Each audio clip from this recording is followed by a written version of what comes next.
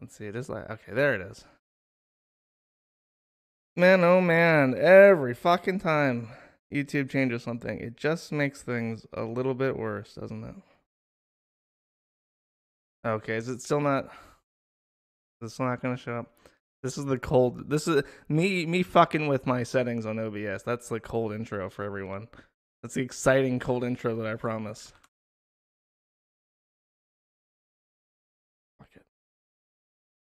I can't say no to YouTube. That's where people want to watch shit. That's just how it is. It's on YouTube now. Does it not work on D Live now? No, it does work on D Live. But the chat doesn't work on D Live. Or it doesn't work on YouTube. Wunderbar. The things I do for love. Okay. I'm just gonna have to do it for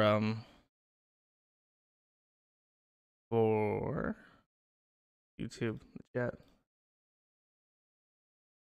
And go that way. Sorry about that.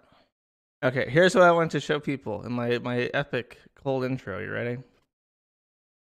Let me make sure I got this right. Go to studio mode. I don't want to fuck this up.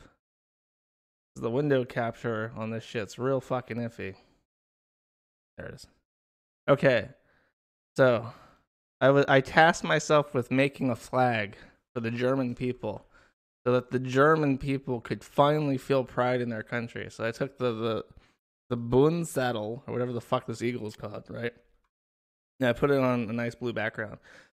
Now here's something that I find very important about flags. You ready? You should be able to rotate them, right? Right, like this.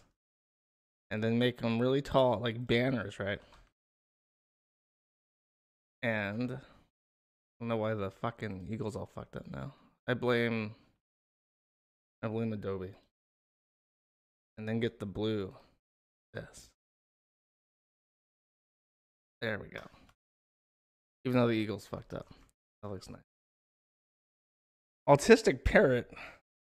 That's the German seal, sir. You can't make fun of that. Alright, enough of this. We have a lot to talk about this stream, so settle in. Where's my music? Where's my cacophony of beautiful sounds? Let's hear. Oh, there it is. Okay.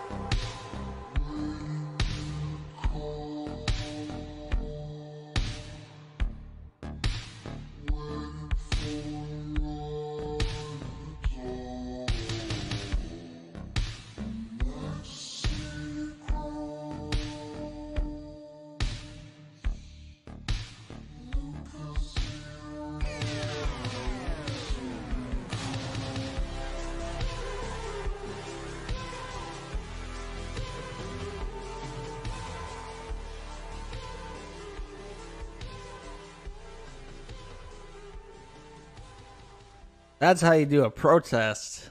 Take your fucking tractors out, and you just ride on up to the hog, and you just say go fuck yourself.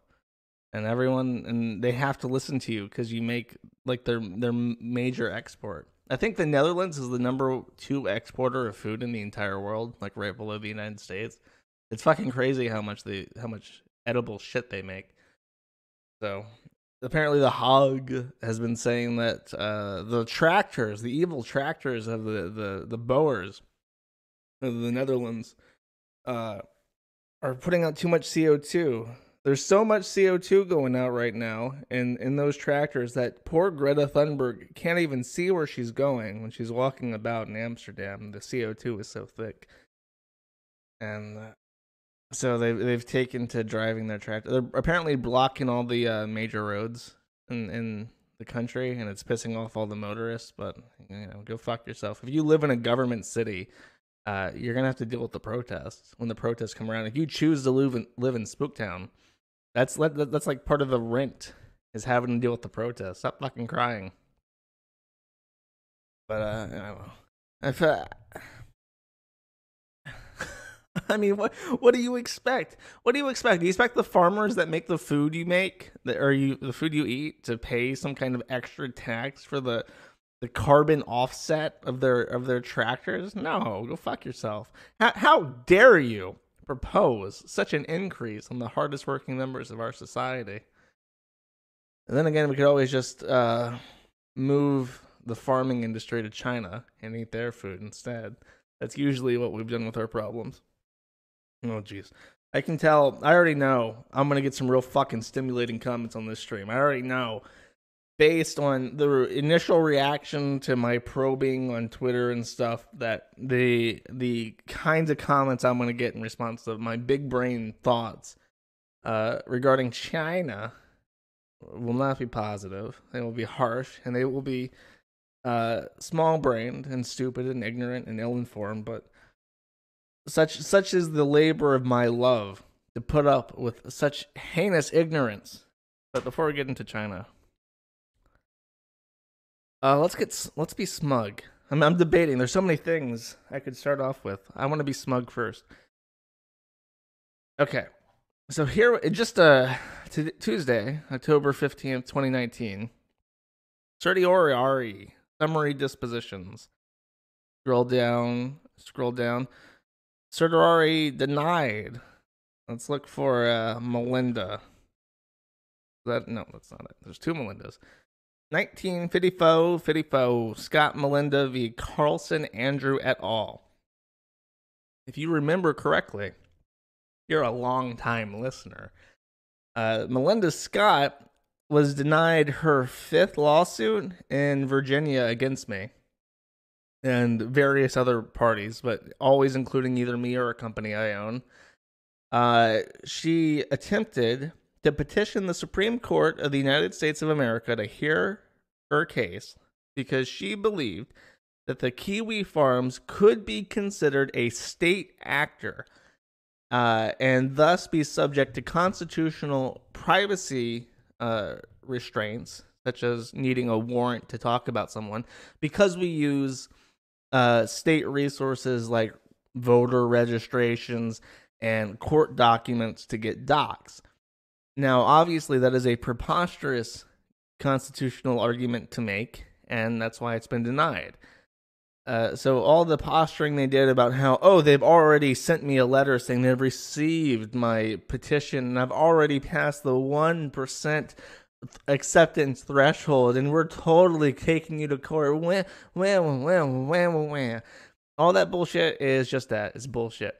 Though not to be denied, when I pointed out to her, when she made these videos and when she petitioned the Supreme Court initially, I very clearly, very intelligently, and very accurately underlined why what she was doing was retarded and would not get heard.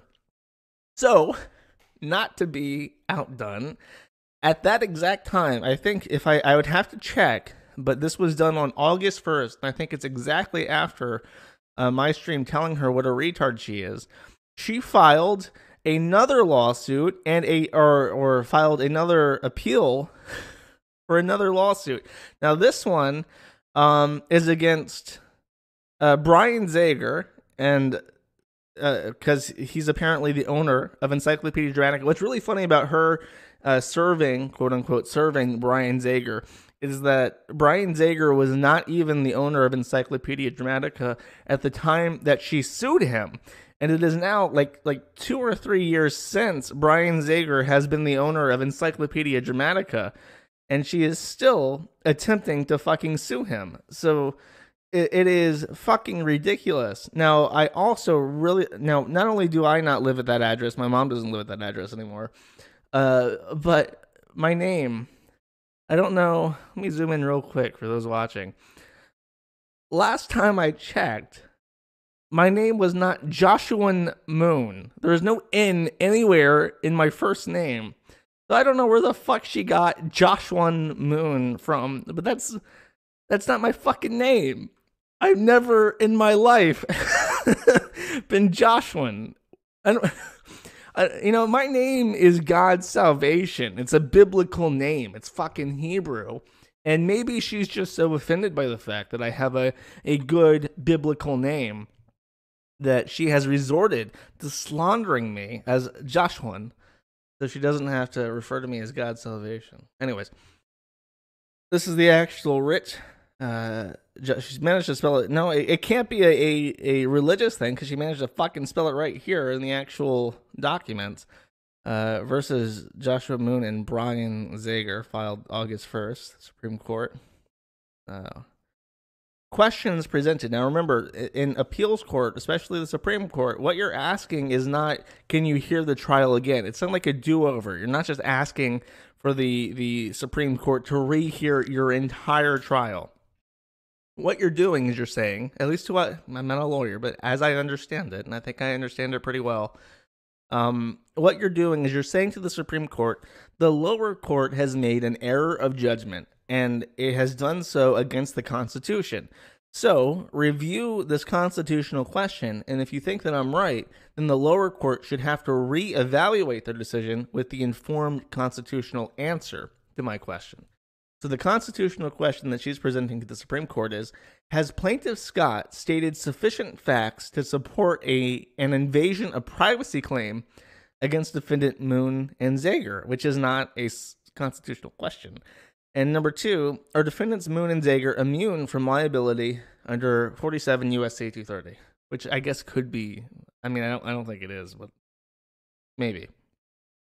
Blah, blah, blah. She manages to actually cite two different cases in this instance. This is all bullshit that she picked up at the clerk. Filled in, please see attached. Statements of the case.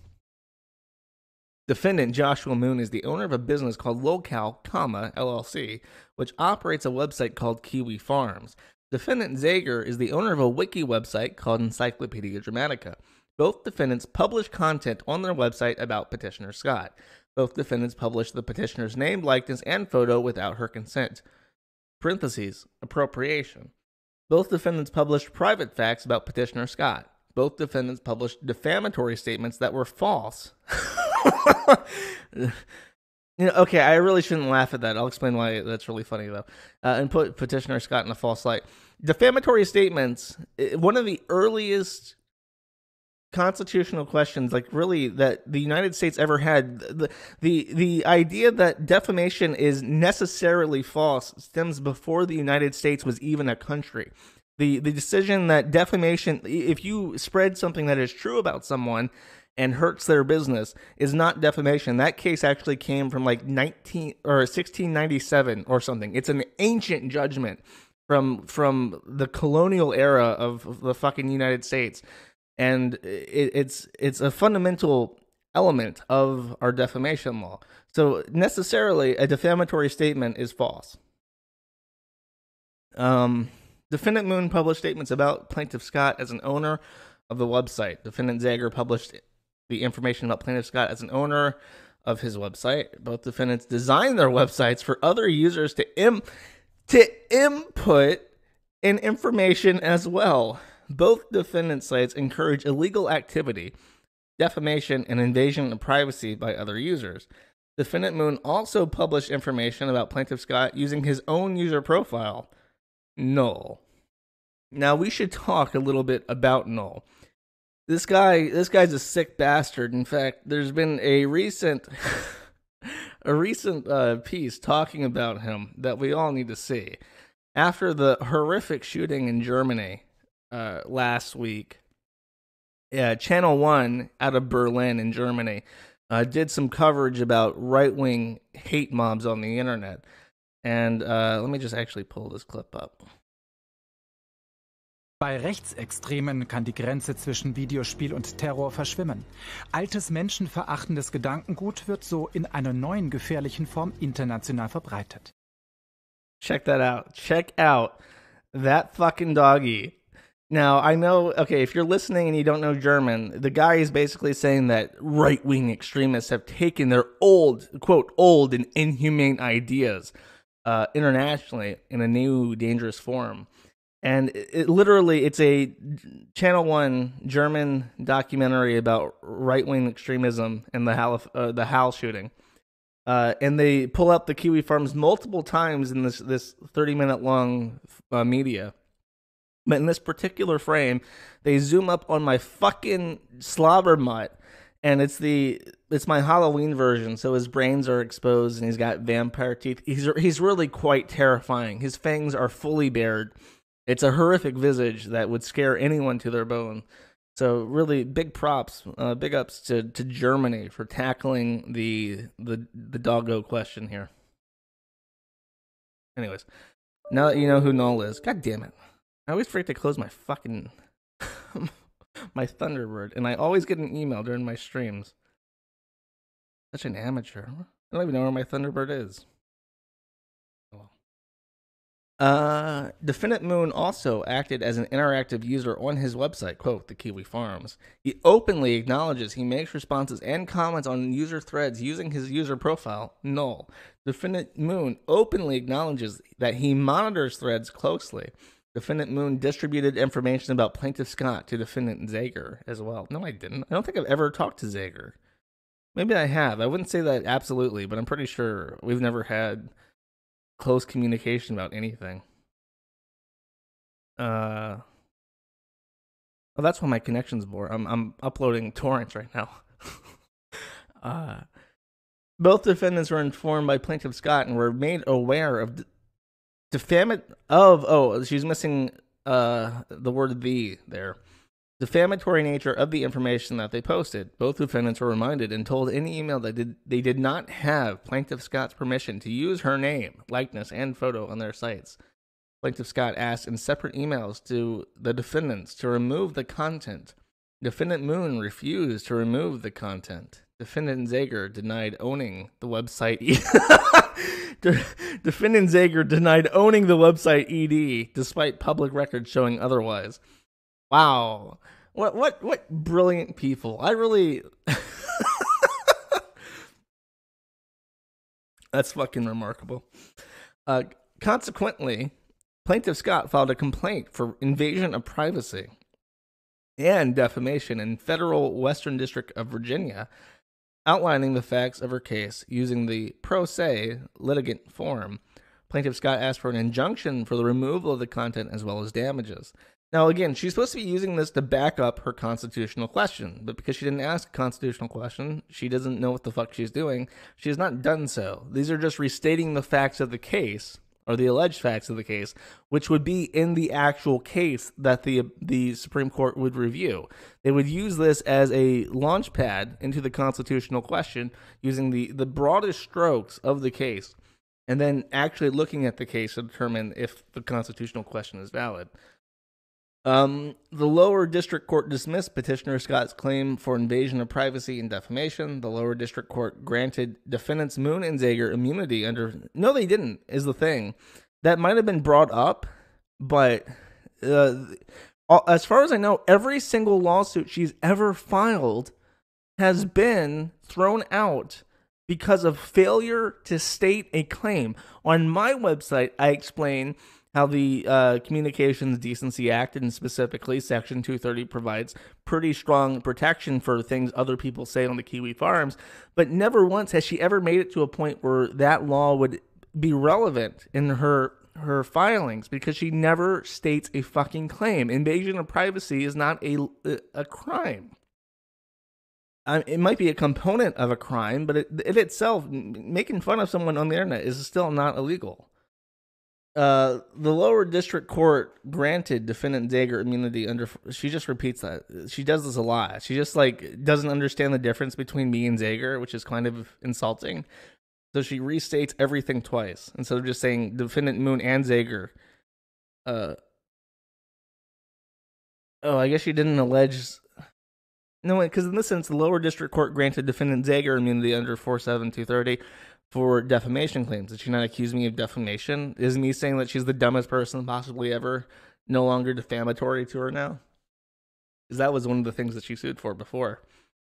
The lower district dismissed Petitioner Scott's defamation claims against defendant Moon as rhetorical hyperbole. I don't know. I don't want to throw away my rhetorical hyperbole. But I do think she is the dumbest person possibly ever. I would stand by that statement. Petitioner Scott appealed the case to the Fourth Circuit Court of Appeals, demonstrating that defendants Moon and Zager did not qualify for immunity based upon current legal standards. Upon appeal, the appeals court dismissed Scott's invasion of privacy claim appeal. That doesn't even sound like English. Upon appeal, the appeals court dismissed Scott's invasion of privacy claim appeal. It's like she's just throwing the fucking word appeal throughout the sentence. Oh god, there's like 2 more pages of this. I'll probably read the first page unless it's really funny. Many Americans are being affected negatively by a website called Kiwi Farms. Petitioner Scott is the only target of the website thus far who has appealed to courts for justice. The owner of the site, Joshua Connor Moon, has caused countless injuries to American people in many judicial circuits. He uses his website to harass, injure, and defame others. Journalists everywhere are in an outroar over the unabated harmful content on his site. Even the country of New Zealand has asked that he remove content from his site which mocks terrorist events in their country. Well, if it's mocking terrorist events in their country, it's a good thing. We're the good guys. The website, Encyclopedia Dramatica, also has a widespread negative reach on American people. Despite the civil request for him to remove harassing and defamatory statements about others, defendant Moon persists. Isn't that like a Democrat thing? She persisted. Defendant Moon persisted in his reckless disregard for others. He even has contributed to the suicide of a young teenage girl. His website does not embody the protection of the First Amendment. What you just said is the opposite of that, though. That's not a whatever. His website embodies the presence of a domestic terrorist who verbally harasses others. He uses loopholes in internet law to continue in a behavior that would be regulated by law in a brick and mortar setting. A decision by this court that enforces strict standards of immunity would give justice to many Americans. This court should settle this important question of federal law because the number of American people in different judicial circuits that would be affected from a decision. Kiwi Farms is an example of a pattern of conduct that is continuing all over the United States. Countless Americans are being victimized by the lack of congressional regulation of extreme internet lowercase I behavior. Judicial courts, however, have consistently stated that immunity from liability under 47 U.S.C. 230 can only be used as a defense under certain conditions. The 1st, 3rd, 9th, and 10th Court of Appeals have all enforced certain standards of immunity under the Communications Decency Act. Blah, blah, blah, blah, blah, blah, blah. She said that the court contradicted itself. She says that she's not being treated fair as per prior court decisions. Call me a terrorist again.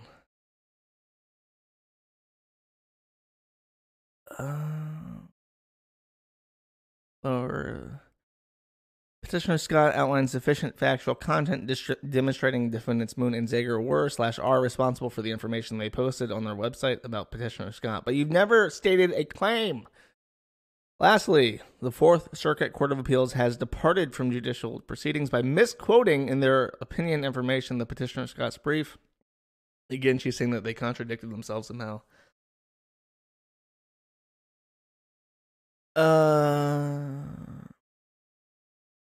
Invasion of privacy claim against defendant Moon that does not qualify for immunity under...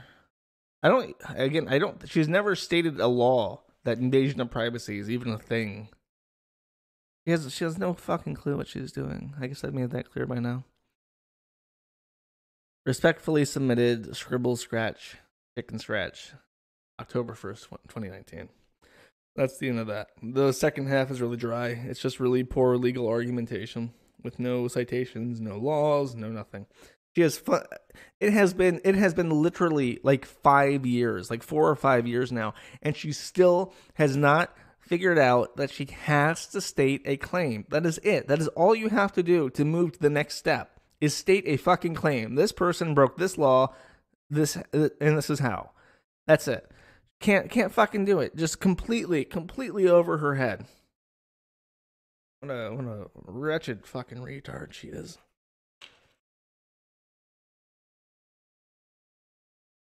That's right. Damn it, Nick. We lost the case again. All right. That's enough about this woman. I got my notebook. There's a lot happening, so I took some notes. Let's talk about Frederick a little bit. Frederick, the former owner of 8chan, also probably better known as Hot Wheels, is on a fucking warpath. I don't know. He's like completely lost his mind. I kind of understood him rooting against Jim and like wanting to talk to media like a little bit, even though he said never to talk to media before. Why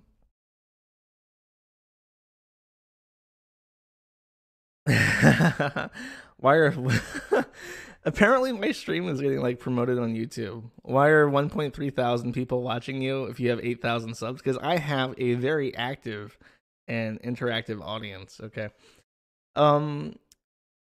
Okay, so Frederick is really mad at Jim. I mentioned that. I said I kind of understand being mad at Jim and advocating for taking down 8chan. If that's your point of view, like whatever, go for it.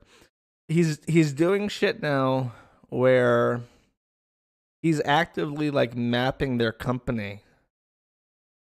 And there was one part where Jim, the current owner of 8chan, he's also in the Philippines, and he's basically really close to naturalizing as a Filipino citizen.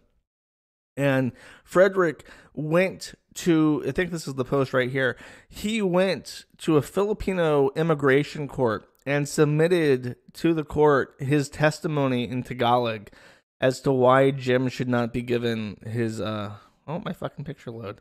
Should not be given citizenship, Filipino citizenship. Why is this picture not reloading?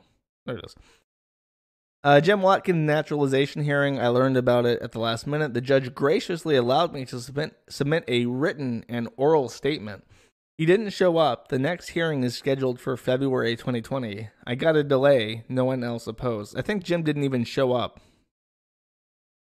This is actually, it's all in English because the legal language of the Philippines is, for the purposes of like court cases and shit, it's all English.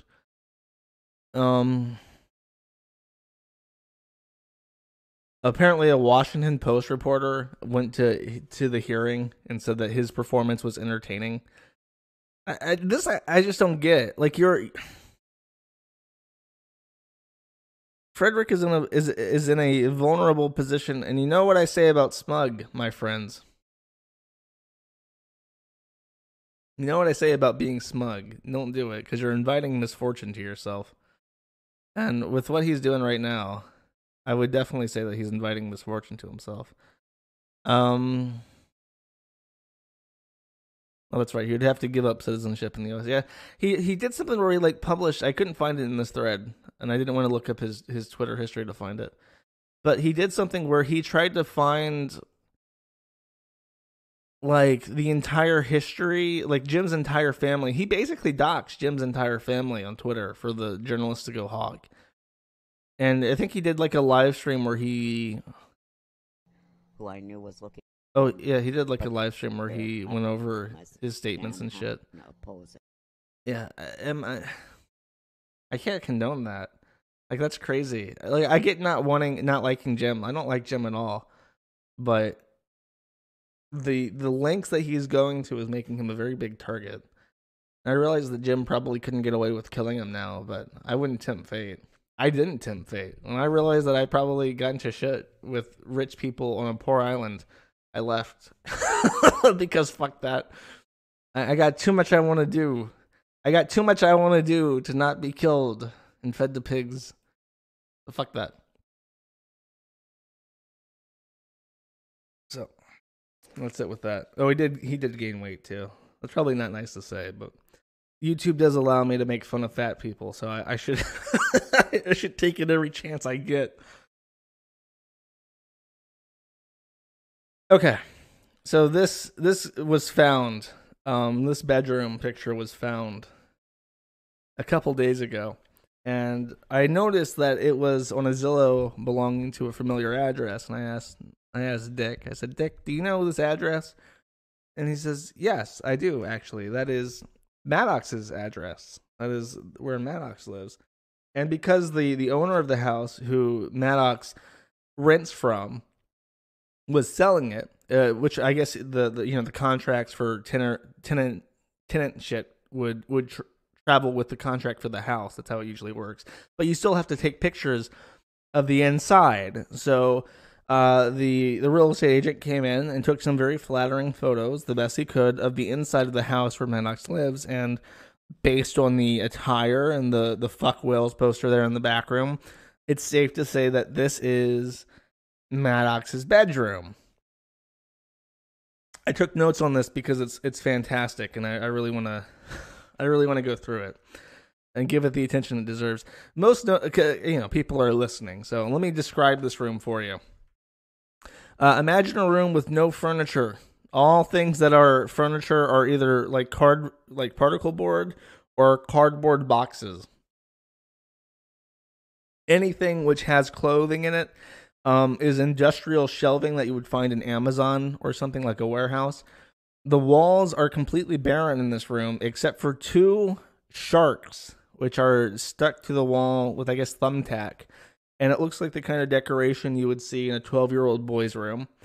The duvet for this bed is bright blue, and it has a very creepy smiley face on it. If there are two kinds of people in the world: people who know that this is the face of the King Slime from Dragon Quest, and then people who aren't gay, who think that it is the creepiest fucking thing ever, and who would not feel comfortable in that room because of the giant creepy smiley face looking at them. If you are not familiar with it, it kind of looks like the face of Mr. Popo from Dragon Ball Z. So if you know what that looks like, that's what the face looks like. Let's see. His passport, like this looks like his passport. I have a passport that looks exactly like this, with the torn or the loose edges and stuff. So his nightstand, which is made out of just a cardboard box, literally just a cardboard box, has his passport on it. He has the attire of a lumberjack / soy boy. There's a curtain between his studio and his bedroom that's just a green screen hung up on a curtain rod. There are essential oils hidden away behind the fan in the back room. My best guess is either he has some kind of humidifier that he puts the essential oils into to make his room smell nice because he's a homosexual, perhaps, or he literally rubs them on his scalp to try and regrow hair. It could be either or, so I'm going for the hair. Now the creepiest thing, the most horrifying thing about this picture, by the way, is I can't zoom in any further, so if you're watching, you just have to take my word on it. The ceiling fan that is in the studio room behind the curtain has no blades to it. It is a ceiling fan with a string for toggling the speed and lights of the ceiling fan, but there is no blades. There is no blades to the to it, which means it cannot move air. From what I understand, this was explained by Dick in one of his podcasts, where he was talking about the importance of needing like basic handyman skills. And from what I understand, Maddox had an issue with this ceiling fan, and instead of fixing it or paying someone to fix it, he literally just removed the blades from the fan. So the motor is perpetually spinning inside this bladeless ceiling fan, and he is satisfied with this as being where he lives. So I don't know. I always find that very remarkable, because it's like, how fucking lazy can you possibly be? Now, what's interesting, I wanted to make this a bit of a game, right? I wanted to make it a game. So I made a tweet and I said, send this picture to a woman you know, a friend, a girlfriend, a wife, mother, any woman, and ask her if she would have sex in that bed with a man she just met. There were, a couple of responses. A lot of women protested, say, I would never have sex on the first date with a guy I just met, yada, yada, yada. But the overwhelming answer is either no, fuck no, or, oh, I love Dragon Quest. So if you are someone who is really courting the Dragon Quest fangirl committee, I would highly suggest the King Slime Duvet. If you're a normal person wanting normal women who probably don't smell like body odor, I would avoid the duvet. The other thing I learned from reading the responses to this challenge I put out is the recording equipment in the back room is highly disconcerting, even to women after they knew that it was podcasting stuff. He does like a show.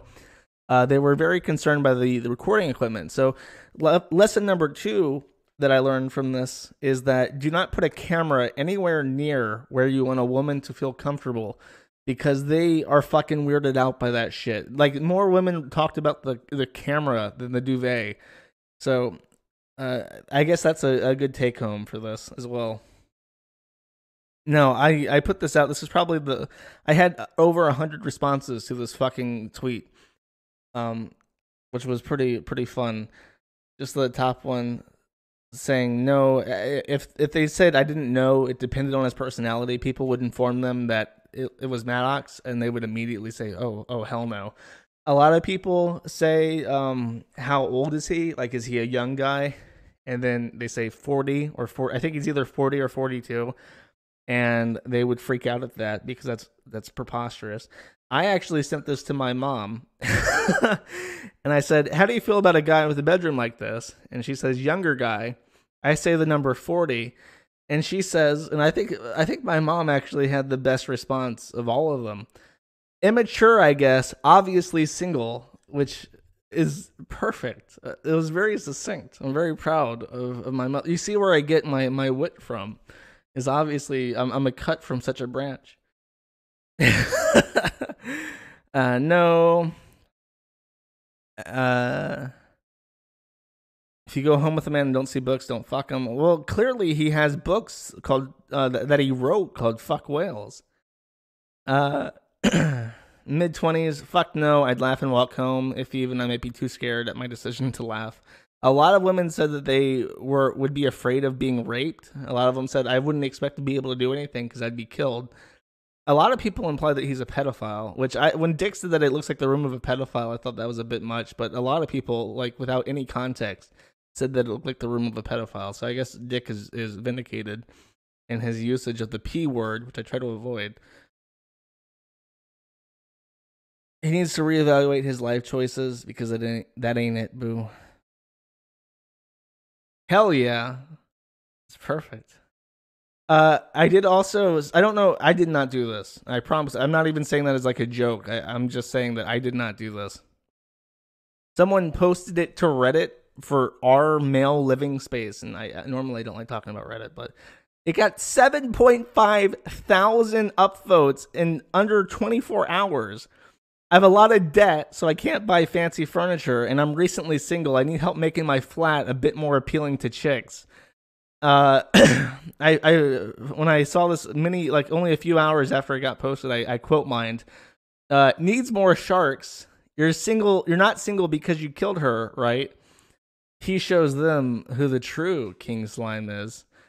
This is cyberbullying bait. So this is probably my favorite quote out of the bunch, because the person who saw this thought that poor kid, his friends on Discord. He posted a picture of his room, and his friends on Discord are being a bully to him, and they're posting it on Reddit without his permission, and they're really being complete jerks to this poor kid. They don't really know that he's like 40 something. The fuck whales poster is the best part. This dude really loves sharks. And from one who was in the know, you look like a guy who just lost a $20 million lawsuit. Oof. Oh, geez. Oh, the top comment right now is, what's up with the watermark at the bottom right? I want to know whose room this really is. And then there are people talking about how it's Maddox. It's funny. Simply add a plant. Needs more sharks. This is the perfect setup. It's just missing more wall sharks. Chicks love sharks. They love guys who don't waste things. Okay. I don't want to read anymore because otherwise I'm going to turn into one of those channels that are just like Microsoft Sam reading fucking Reddit posts. I think I'd rather kill myself. Now, Dick, because I said make sure you tag Dick Masterson when you reply to this tweet with your friend, your female friend or whatever, and their response. And he's been retweeting all of them, and he's just having a blast. I'm really glad that I get to bring joy to people's life like this, because he's retweeted every single fucking one of them, and I can tell he's just in a state of what's the word? When you're just like having a mind orgasm 24/7. Fuck it. I forgot it. I lost the word. Euphoria. Not because of any phony gods, but because of Maddox's horrible fucking room. Oh my god, chat just shit itself all at once. That's funny. Okay, well, did I get that? Oh, jeez. It still hasn't stopped. Like, English is only my first language, okay? Don't expect too much from me. Talked about that. Talked about all of that. Talked about that. Okay. It is time to talk about China.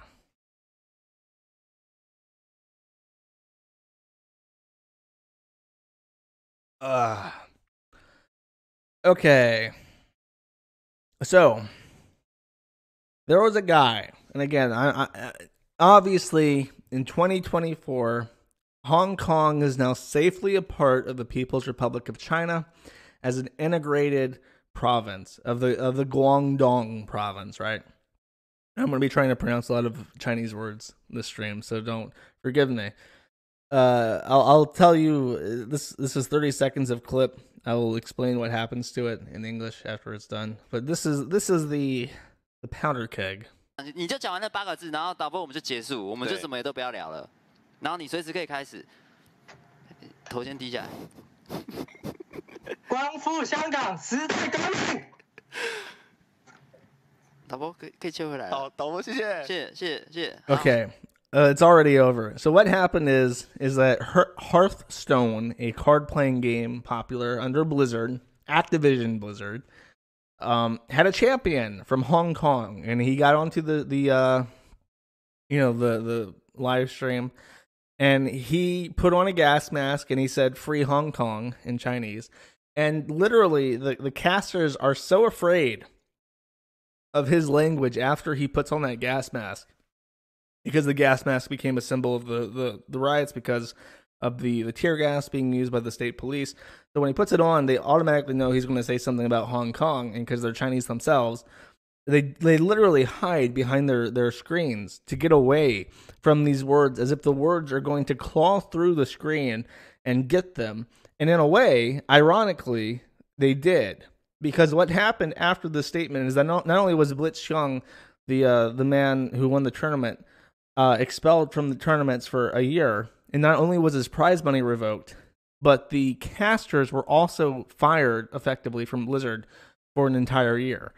So this caused a bit of a fuss over here in the Western world, the pro-democracy West, where we saw this as a gross enforcement of a autocratic government's anti-speech policies to a Western audience by a Western company.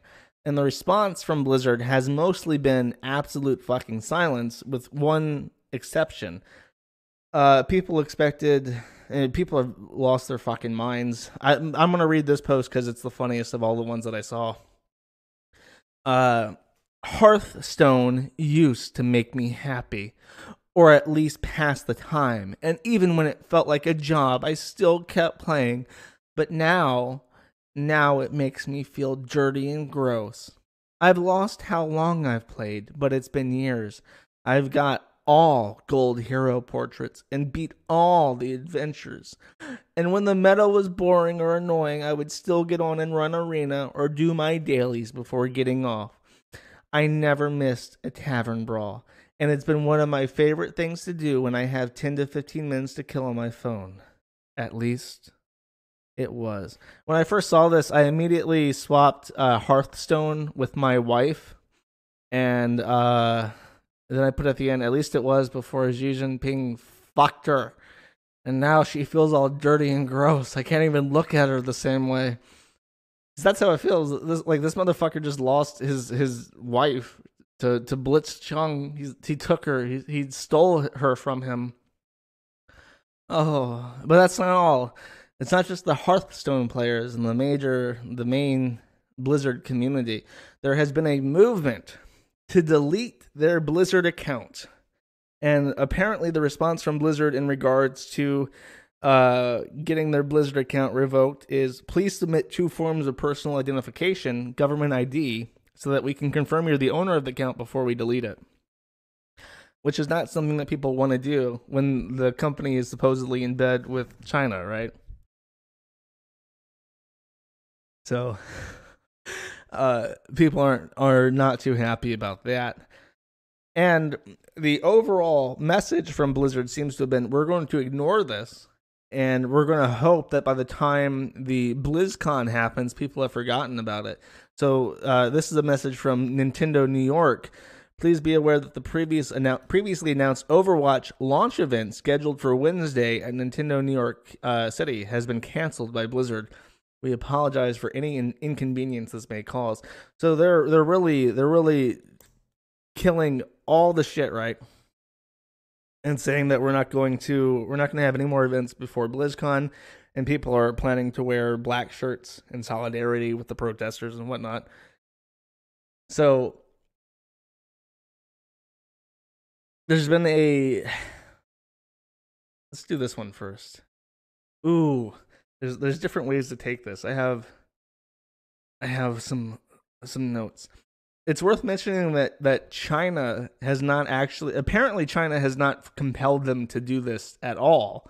It's been an autonomous decision by Activision Blizzard without any coercion from the Communist Party. So I don't know if that's actually true, but that seems to be the case. And this is their statement. So this is from Jeff Allen Brack, the president of Blizzard Entertainment. It's kind of just appeasement. I'm not going to read it all because it's fucking boring corporate drivel. I like this part where they start the paragraph by saying, every voice matters, but then the next sentence starts with the word however. Every voice matters, and we strongly encourage everyone in our community to share their viewpoints in the many places available for them to express themselves. However, the official broadcast needs to be about the tournament and to be a place where all are welcome. In support of that, we want to keep the official channels focused on the game. My favorite thing about that quote, we need to keep the official channels focused on the game. I am showing something on screen that I can't show to people who would be listening to a podcast version of this. But it's a montage of all the things that Blizzard does that's focusing on the game. Like have a grand Pride Day at the arena. The Swiss caster who looks a lot like Tracer wearing a Gay Pride t-shirt, the official merchandise of Gay Pride wristbands and stuff. In my post about it, I get more. So is wearing a different Gay Pride t-shirt in this saying Overwatch League is love in rainbows. The London Gamers with official Blizzard merchandise supporting them.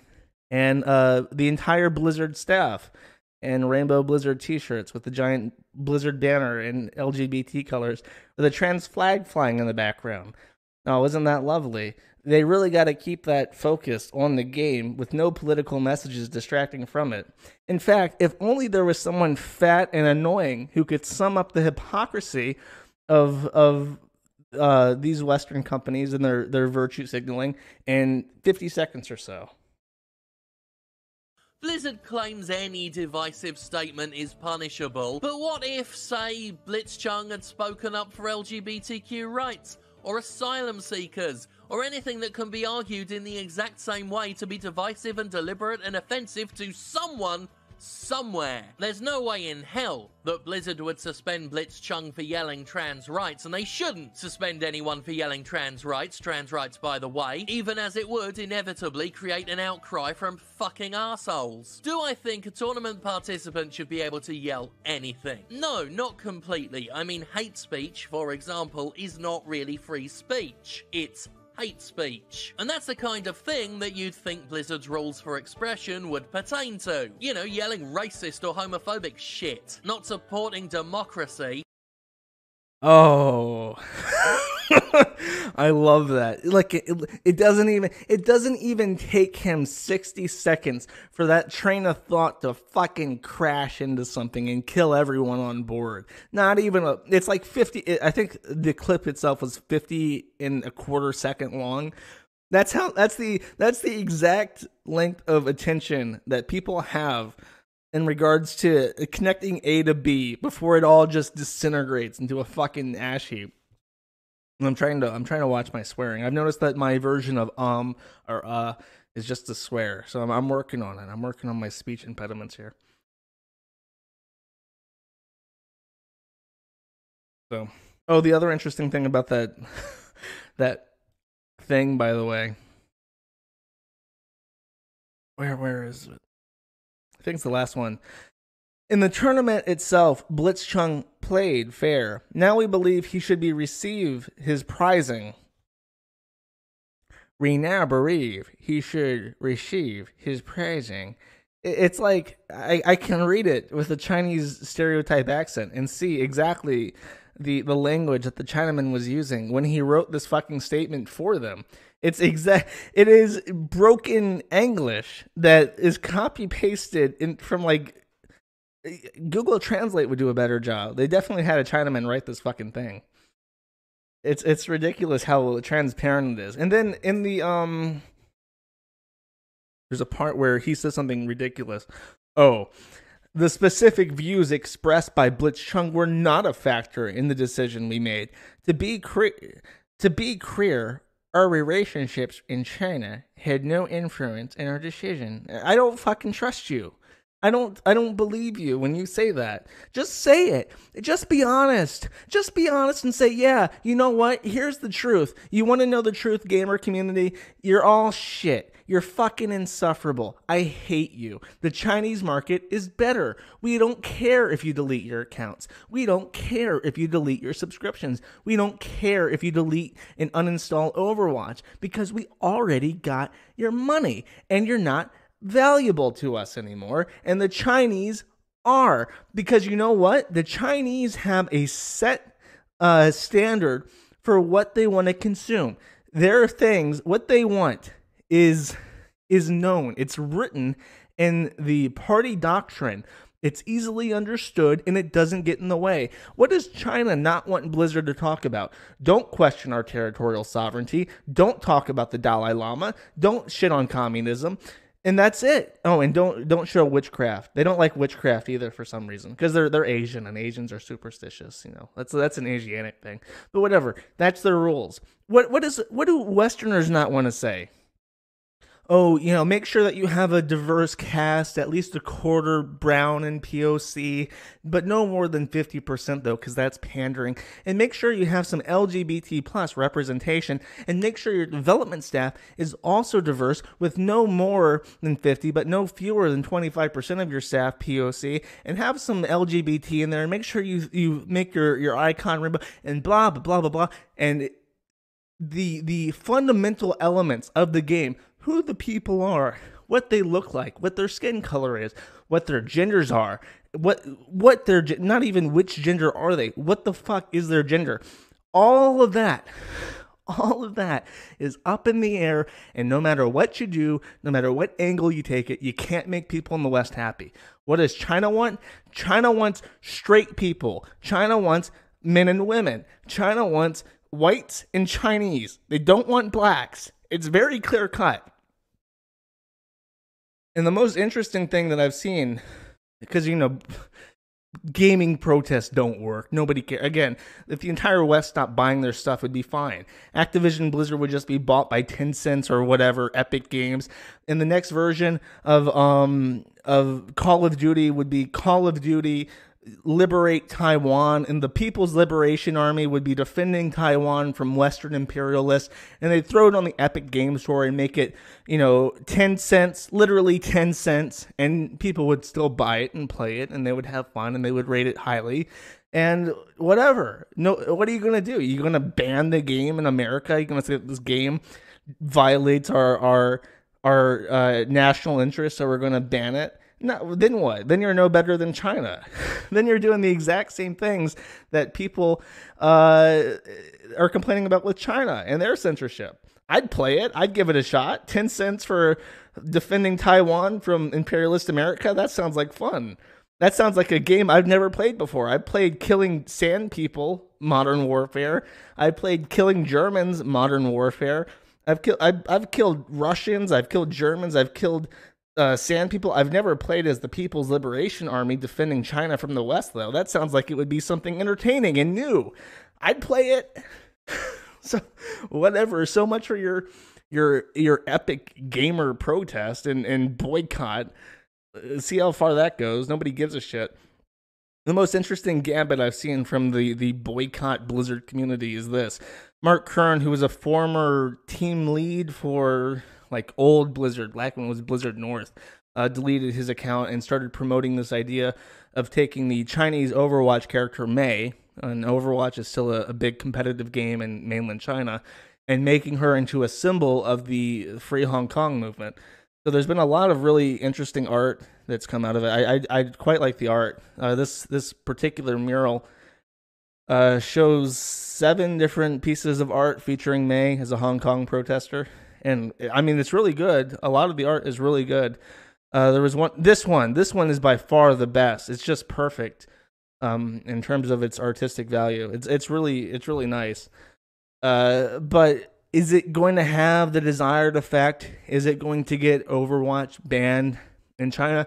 The myopic understanding of China and the censorship of China is that Xi Jinping was offended by Winnie the Pooh and characterizations of him being similar to Winnie the Pooh, so he banned it throughout China. But that's really not that true. Winnie the Pooh is still pretty successful and popular in China.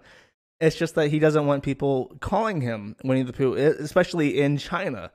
And you might think, well, that's stupid. That's juvenile.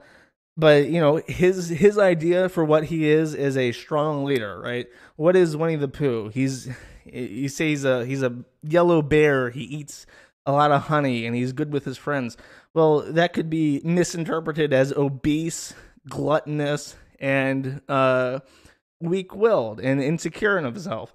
So he doesn't, he might look like Winnie the Pooh, but he doesn't want to be talked about in the context. So the understanding of people in the West and the weird characterization we give to the East, the understanding that we think that people in North Korea don't think that Kim Jong-un has a butthole, it's weird shit. And so we think, oh, we'll make Mei a character for the freedom of Hong Kong, the democratization of China, and we'll get it banned in China because that's how it works. That's how I read it on Reddit. I got Reddit Gold for proposing the idea, so it must be true. It got 60,000 upvotes on our Blizzard, so it must be true. And it's just that's not how it works. It would be better. Here's a fun fact if you want to know what people in China like. In the official trailer for Diablo 3, for the Chinese audience, they cut the witch doctor's bits. The witch doctor is like a Haitian witch voodoo person, and he like throws jars of spiders and raises the dead, and all that's witchcraft and stuff. It's not very well received in China in general, but it's widely speculated that he was cut because he's black. And in the mobile game, the Diablo mobile game, which is made by a Chinese mobile game developing company, they completely removed him from the game altogether. The witch doctor is not a part of the Chinese mobile game for Diablo. Very, very funny. Funnier to me than the May stuff. Yeah, I would be very. I'm interested to see how this plays out. The whole "Make May a symbol of the revolution" thing. I don't think. I think people aren't that retarded. I think that what will happen is that if it is brought up at all, Blizzard will just say, as a malicious attack against our company, they're using our intellectual property to represent things that we don't, as a deliberate attempt to defame us as being pro-democracy in HK, and they'll just go, oh, okay, we know they're being assholes, so we're not going to do anything about it. They'll forget about it once they don't get a reaction, and I think that'll be the end of it. I could be wrong, but I think that's the obvious answer. The other interesting thing that happened as a result of this is stone toss. Like this whole China thing seems to unite people. If you're someone who's a communist or far left, you hate China because they're not real communism. If you're a centrist, you hate China because of how illiberal they are. Or you hate them because they don't respect human rights like the West does. And if you're someone who's a Nazi, you hate China because they're Chinese and you just don't like Chinese people. But for some reason, when it comes down to Hong Kong, everyone seems united in wanting military intervention against China for some reason for Hong Kong. It's like, yeah, you know, whatever. We don't need to be in Afghanistan. That was a mistake. That was a failure. We don't need to be in Iraq. That was a mistake. That was a failure. We don't need to be in Syria. That was a mistake. That was a failure. We shouldn't have gone to Vietnam. That was a mistake. That was a failure. We shouldn't have gone to Korea. That was a mistake. That was a failure. We need to do something about Hong Kong and Taiwan. As a country, we need to band together. And why? What's wrong with you? How do you fucking say the same thing over and over again? That this military intervention, this democracy, beacon of democracy tactic does not work.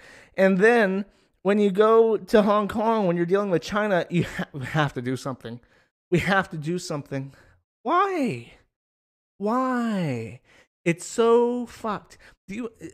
I have a post, actually. I wasn't planning on bringing this up, but I'm going to find it because I think it's really relevant.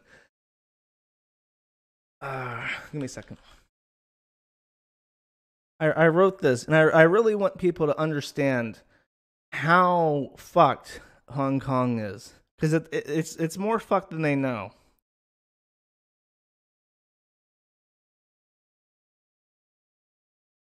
So this right here is the province of Guangdong. And this province has a population of 113 million people. That population is more than the UK. It's more than France. It's more than Germany. It's more than Ukraine. It's only slightly less than Russia and slightly less than Japan and many times more than Taiwan. The population of Hong Kong, by comparison, is 5 million. And this is the map. You can see that Hong Kong is right there. It's right next to these other 4 cities. And they were forcibly opened to the Western colonial powers during the 1800s by the Qing dynasty. This was during the Opiate Wars. This is when the UK pumped China full of drugs and then fought them and forced them to open up these ports. Hong Kong is the last to be returned to China in 1998. And it was at the time in the 80s and when it was coming back to them, Hong Kong had a GDP higher than all of China. Hong Kong's GDP right now is like $380 billion a year. And China's is 20 trillion. So even relatively right now, it's still a huge economic factor. And they don't want to screw with it too bad. But in terms of where it's at, like people think that Hainan, this island at the south of China, is where Hong Kong is. And it's not. There is no separation between Hong Kong and the mainland. It's not this. It is not another Taiwan. They do not have a strait to cross. They do not have a protection of a sea of water. It is a part, for all intents and purposes, a part of China on the mainland. There's no way around it. And there's no entity on this earth that is going to go to war to China to try and compel them to not do anything to Hong Kong. The U.S. is its greatest trade partner, and England might be leaving the UK today. So they're going to lose all that trade because they don't have any plan. And then what? Are they going to piss off China as well? And they're not going to have any trade partners besides the U.S. So no, nobody is going to come to Hong Kong's help. It's over. They will be fully integrated by 2049, like it or not. And if you don't like it and you're in Hong Kong, get the fuck out. What are you waiting for? You know there's no hope for this. You know you can't sit there and smile and wait for things to turn out well, because that's not happening. So that's my point with that. Now, I don't understand why people get angry at this. Now, Stone Toss says, fuck the Kurds and fuck the Hong Kong protesters. And the responses are all, why would you say something so stupid, yet so loud? Fuck your bad vibes, bro. Of course, all memes. Pack your things, get on my building. And these are all like his fans. People who normally agree with Stone Toss on absolutely everything hate him for saying that we shouldn't try and meddle in China's affairs, which would be his policy with anything else. Don't fight for Israel and Iran. Don't fight for Israel in Afghanistan or Iraq or Syria. Don't go to the Middle East. Don't go to Africa. Let's not fight proxy wars all over the planet. And then when it's Hong Kong, because it's up against the Chinese, people people turn off their brains when it comes to China. And they always find a reason to not worry about it. You point out how big China is, how it has a 1.2 billion people. It is 90% Han Chinese. It is I think it's like 97% speak Mandarin. It is a ethnically, culturally, religiously, linguistically united country of 1.2 billion people who will soon overtake the United States GDP. And they have an autocratic government that makes 100-year plans. It's not like a democracy where we flip-flop every few years. Taiwan's actually a great example of this. Taiwan has a democratic system, and they don't know what they want to do. The smart thing for Taiwan to do, if they wanted to be independent, was to anchor down on getting independence. But the people of Taiwan keep voting between two different parties, one of which kind of wants to take back the mainland, and the other of which definitely wants to take back the mainland. So they can't even vote to determine if they want to not stop claiming the mainland and just be happy as Taiwan. And meanwhile, China is setting out 100-year plans to do whatever it is that they want to do. The first thing they want to do is reassert sovereignty over Taiwan, Hong Kong, Macau, and other semi-autonomous regions. And it is scary. It is scary how big, how resource-rich, how organized, how centrally powerful China is. But whenever you mention it, whenever you tell someone how big and scary China is and how we are definitely heading into a Chinese century, they turn off their brains and go, China's military is bad. China is a autocratic communist state, and communism cannot succeed. China is ran by the Chinese, and Chinese people are bug people who can only steal from the white man. And it's mind-numbing. It's like, how do you even believe what you say when they move so quickly? When they take all your fucking all your companies don't care about you anymore. They all leave. And soon you will realize, the next 10 years, you will realize that with all the big game companies, all the big media companies, all the music industry, everyone, all these multi-billion-dollar industries that have catered to you explicitly for decades, suddenly you won't be their target audience. You'll be the second rung, and you can boycott and you can protest and you can scream and cry and say, oh, we're not getting our representation, but they won't care, because in China, they have a perfect consumer base, which has a very traditional and very easily understood homogenous $1.2 billion or 1.2 billion person market. And they don't have any of that weird pickiness that Americans have. Chinese people love gambling, so all those microtransactions that Jim Sterling's been bitching about for 3 years, the loot boxes, perfectly acceptable in China. No problem in China. Copyright, DMCA stuff, no problem in China. They did not have. Not many people in China had computers in the 90s and early 2000s. They've never experienced an internet or a game marketplace like we did with the NES and stuff. That stuff just didn't exist in the mainland. They've only ever experienced electronics through the iStore and through their phone. So they're used to centralized platforms that have built-in DRM. They're used to all this stuff, and they don't protest it, and they don't care, and they're perfectly content with it, and they have deep, spendy pocketbooks because they've been enjoying a 10 to 15% GDPR increase every year. And they are perfect. They are perfect for selling shit too. You're not. You fucking complain about everything. You need non-GMO. You need ethically sourced. You need no microtransactions. You need no DRM. You need perfect representation balances and LGBT and yada yada. They don't care as long as it makes them happy. That's all they care about. And they will buy from Hollywood, they'll buy from Blizzard, Activision, whatever, and you will be forgotten about. And I don't know how to make that nice sounding, and I don't know how to offer solutions to that.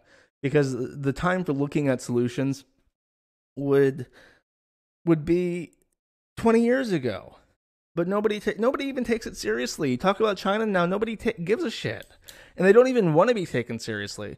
How does it advantage them to power project right now? It doesn't. They don't want to wake people up to the fact that they're getting stronger. Israel was it. Thank God. I really love Israel. And I know I'm waiting for that Israel-China showdown. We built China. China was the golem, man. We put in how many billions of dollars? We took all the manufacturing jobs that made America great in the 1950s, and we shifted them off to China, and then they use that to build their infrastructure. And people don't get that China's dictatorialship is not necessarily as bad as it usually is. Usually with a dictatorship, right? You have the head of state, and the head of state just becomes head of state by one controlling mechanism, and then he's head of state until he dies. And if you get a bad one, then you're screwed. He ruins your country. In China, it's a bit different. There are multiple organs of government, and they each have a head. But they don't always have to be the same person, but they can be. And when they have all the different organs making their head the same person, he's called the paramount leader. You had Mao Zedong, you had Deng Xiaoping, and then you had Xi Jinping. And there were other leaders that were important in China between those three, but they weren't paramount leaders. They didn't unify the different organs of government.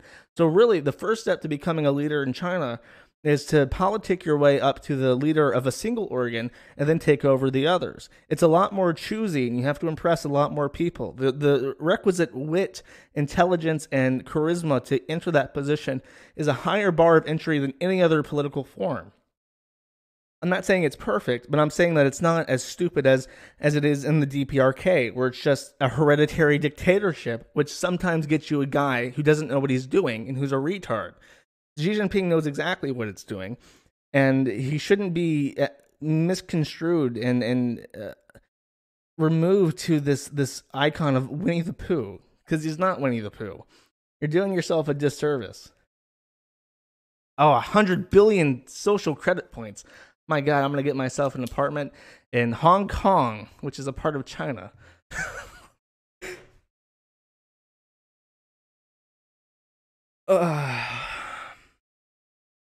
But I like China so much, why don't you live there? Because I'm not Chinese.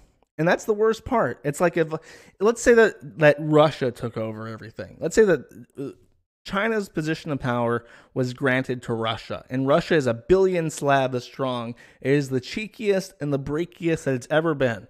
It suffers the same faults as China, but it has all the strengths of China as well.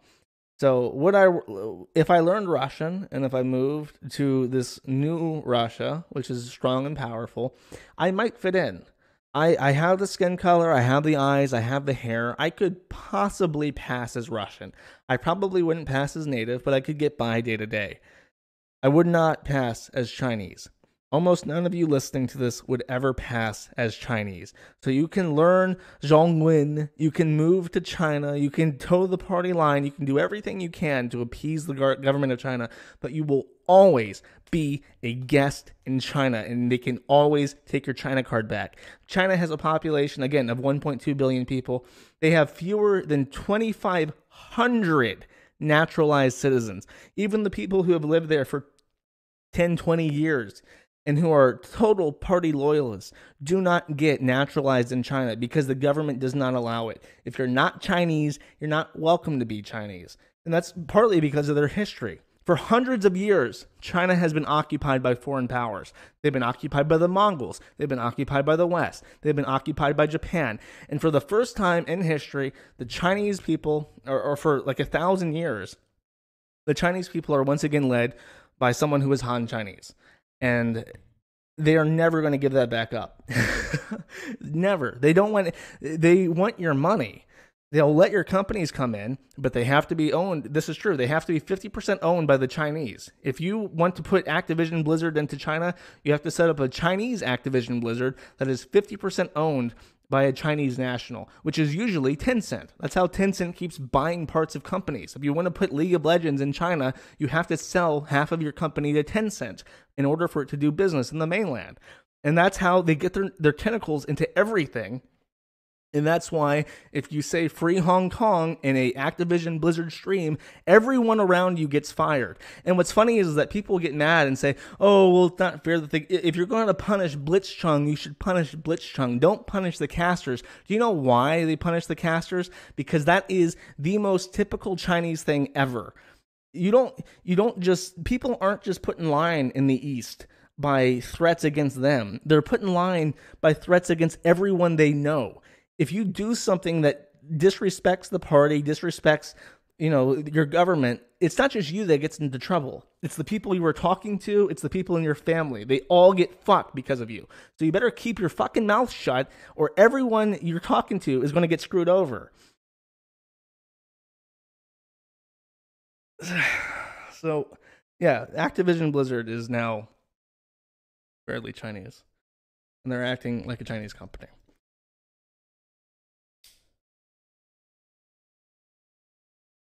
Get some Pizza Hut and take some white pills. There's no white pills in China. White pills in America are like 56% white. I mean, that's like a gray pill. That's like, you got some good stuff. I mean, America's military is strong, but China's not looking for a military fight. They just want to take everything you enjoy and make it Chinese.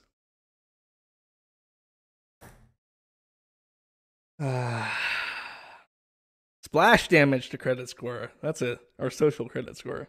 That's a good term.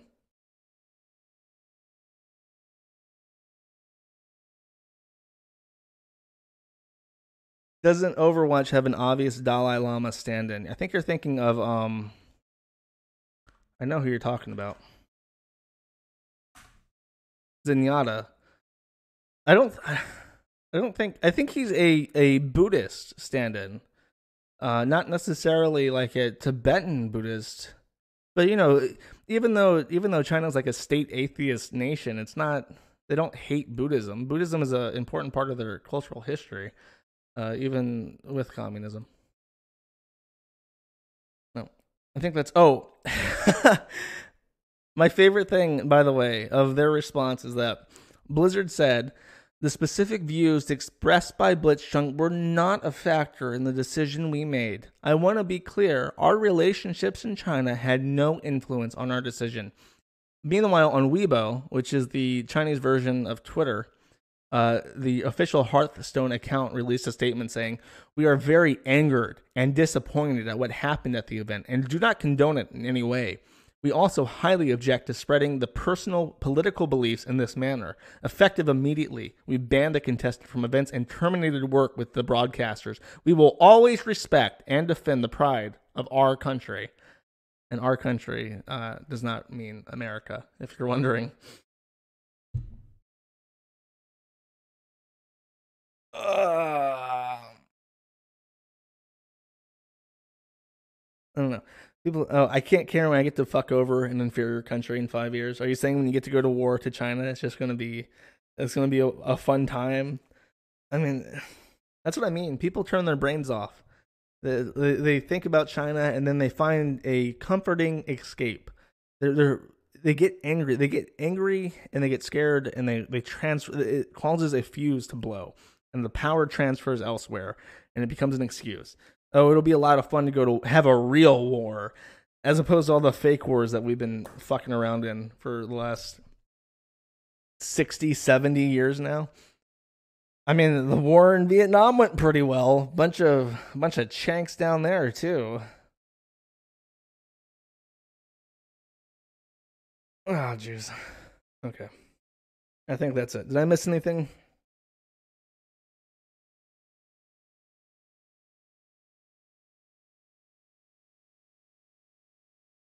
Defeatism means you work for the enemy. I guess. I don't know. I'm not going to do case cooking today. I did not miss Hampshire. I'm saving it. I was going to save it for the end. Nah, fuck the Kurds. I don't want to talk about them. I will do a spooky stream on Halloween. I picked a really, really bad... Well, I didn't pick a bad month. This just happens to be a bad month. I'm basically going to be disconnected from my main machine for the next week, so it's not a good time. On Halloween, I will definitely be doing a stream, though, I promise. No matter what, I will do a stream on Halloween. No, fuck no, I wouldn't fight for the U.S. Are you kidding me? Jesus Christ.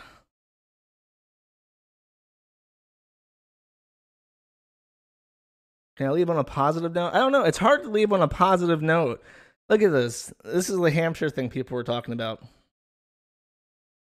Hampshire is the name of a Patreon page accruing over $1,000 a month that places hamsters in abusively small enclosures, then places the enclosures underwater with a dangerous makeshift ventilation system. This is animal abuse and it should not be tolerated. They're given information about how to report his Twitch page, how to report his Patreon, how to report his YouTube account, how to report his Twitter account for animal abuse. And what's really sad about this is if you ever watch Hampshire and what he does with these enclosures, is he is so concerned about the animal welfare.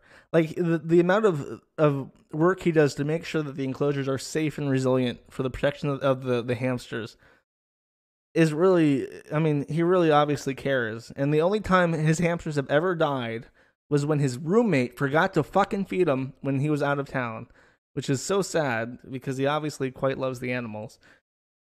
But no, these retard. Yeah, I think he also... No, I don't have that up. But he also posted on, like, R Vegan and R PETA. What's this guy? Where'd he post that? Oh, whatever. Animal rights. I think he also posted them... Oh, he posted them Socialism 101. Oh, God. Vegan circle jerk. Yeah, this guy's an asshole. They're trying to take away underwater hamster exploration, which I personally, as a hamster aficionado, find extremely distasteful.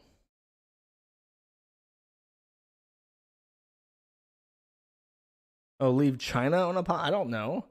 I mean, I don't know. I don't want to keep talking about China because I've already blown my load on that. It's just, even if the United States and all of Europe joined together as a single unified entity, it still would not have 1 billion people to its name. And it would still be fundamentally flawed by having to appease to mentally ill people in dresses who think that they're not mentally ill and who think that you should have to cater to what they want. You can't build a society on something like that. That is a mixture into the concrete that will cause cracks in the foundation for the next 30 years. And I have no solutions to that kind of stuff. if you want to beat China, you have to. I mean, eventually there will come a point where people realize that this is a threat, and I think that they will start becoming more conservative. Or it's just like, obviously, this is now a Darwinian thing. People don't know this, but the word meme is Darwinian. And when he was talking about genes, he created a psychological equivalent, a sister word called meme. A gene is a part of the genetic sequence which is passed on by natural selection, and weak genes are weeded out and strong genes are passed on, right? Well, with ideas, it's called a meme. Strong ideas are passed on and propagated from mind to mind, and weak ideas are naturally weeded out over time. That's why we don't believe in geocentrism anymore. This is why we don't believe in heliocentrism anymore. There are certain other ideas which have been passed on for generations, which we are now criticizing quite spectacularly to the chagrin of many people. But in general, that is a meme. It is the genetic sequence of an idea. And right now we are at a point where the carrying capacity for democracy and this autocratic system, I don't know what to call it, I guess socialism with Chinese characteristics, are coming to a head. They're fighting for the same resources. And what meme will win? Will it be the meme of democracy or the meme of socialism with Chinese characteristics? Who knows? But I think when that happens, when that really comes to a boiling point, people on the democracy side will say, well, we have to get rid of some of the weaker memes of our democracy and the stupider, weak people who are a part of our society. Maybe. So, I mean, 2020 is going to be really rough. This decade is going to be crazy. It's only going to get worse. You think we're in a clown world now? Wait for 2020. Wait for 2021. Every year it's going to get so crazy you're not going to believe it, and it's going to happen so fast you're not going to be able to keep up.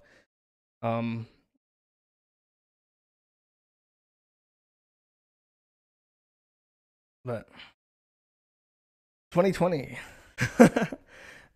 Yeah, I mean, even then, do you think of the elections on 2020? Who's going to be president? Will it be Yang versus Trump?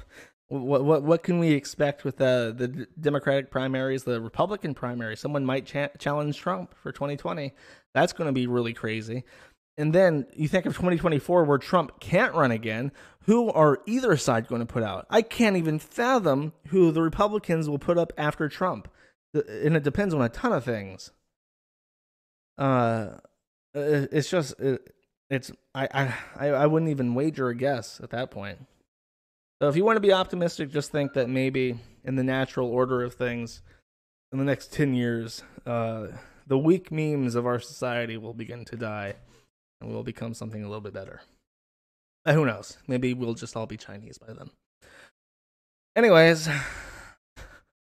I think that's it. I think that's all I have to say. So, in the language of my new people, of my winning team, Zaijian, I will see you again next week, and I'll definitely see you guys on Halloween for a dead person stream. Thank you for coming, and I'll see you soon. Now, where's my... Ah, there it is.